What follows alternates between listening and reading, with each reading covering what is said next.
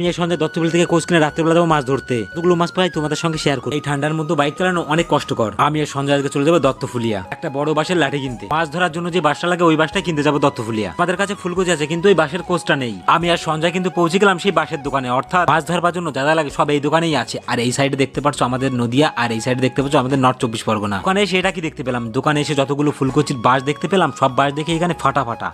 At least এইখানে সব কটা বাঁশই ফাটা ছিল, তাই আমাদের একটু পছন্দ হলো না। ওই দোকানদার কাকাটা আমাকে বললো আমার গোডাউন আছে ওইখানে চলো তাহলে। এখানে আসবার পর দেখতে পেলাম অনেক সুন্দর সুন্দর বাঁশ। চয়েসটা আমি আর করলাম না, চয়েসটা করলো সঞ্জয়। তারপর আর কি, তারপর এখান থেকে একটা নিয়ে নিলাম। দেখে তো মনে হচ্ছে খুব সুন্দরই হয়েছে। এইটুকুনা বাঁশ কিন্তু আমাদের কাছ থেকে 100 টাকা নিল। আমরা কিন্তু আজ রাত্রের বেলা ওদের থেকে ওই ফুলকুচিটা দিয়ে মাছ কোপাবো। সঙ্গে থেকে তোমাদের দেখাবো। যাই আমরা এখন ফুলকুচিটা ঠিক করি।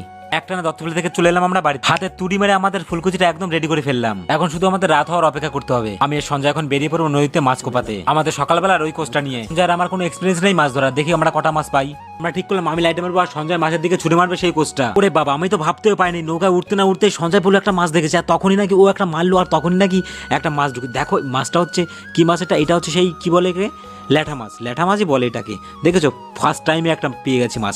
যদি নৌকা একটু জল নেই, জল দিতে হবে আমার। 2 ঘন্টা আমি সন্ধ্যায় নদীতে টানা 2 ঘন্টা, বুঝতে পেরেছো? তারপর পেলাম আর একটা মাছ। ওই প্রথম একটা পেয়েছি, আর দ্বিতীয় এই একটা, এটাও সেই ল্যাঠা মাছ। আর মাছ পেলাম না আমরা। দিয়ে আমার আর সঞ্জয়ের মাছ ধরা হলো না। এই হাড় কাঁপানো শুতে আমাদের আর কষ্ট করে লাভ নেই। আমরা দুজন এখন বাড়ি যাই। টাটা বন্ধুরা।